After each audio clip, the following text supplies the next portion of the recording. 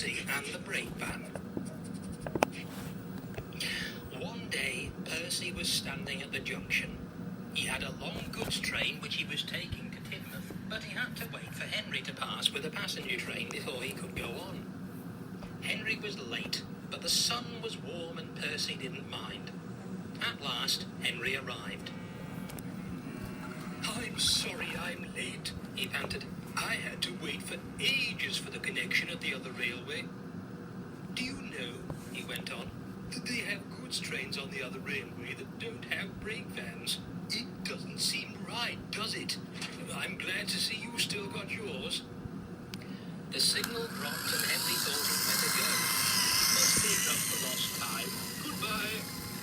Percy was intrigued. A goods train with no brake van, he thought to himself. Later, Percy told his driver what Henry had said.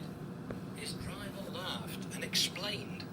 "Goods trains on the other railway have special brakes. Like passenger trains and Henry's flying kipper, they don't need brake vans. Your trucks just have couplings, so they need brakes at each end of the train in case a coupling snaps. You know what stupid things trucks are? They did it to James on Gordon's Hill, remember?" "Pah!" scoffed Percy. He thought he knew better than James.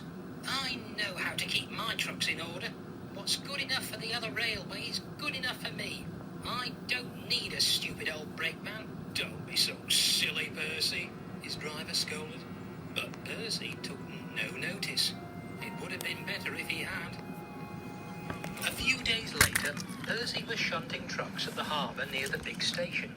He was just completing his train by backing onto the brake van when the shunter's attention was distracted. The shunter thought that he had coupled the brake van to the train, but he hadn't. The guard blew his whistle and Percy set off quickly, hoping to get a good run of the hill leading to the main line, but the guard and his pack were left behind. The guard waved and shouted, "Stop, Percy! Stop!" But Percy didn't hear. He was too busy climbing the hill. All might have been well if Percy hadn't started so quickly. Unfortunately, the jerk had weakened one of the couplings. As Percy snorted up the hill, the weight of the loaded trucks dragging behind the weak coupling broke it. The last 4 trucks began to run back down the hill towards the harbour. The guard was standing on the veranda of his brake van. He looked on in horror as the trucks hurtled towards him. He ran quickly to his brake handle, checked that it was fully on. Then he jumped clear, just in time. The trucks battered into the brake van with a resounding thump.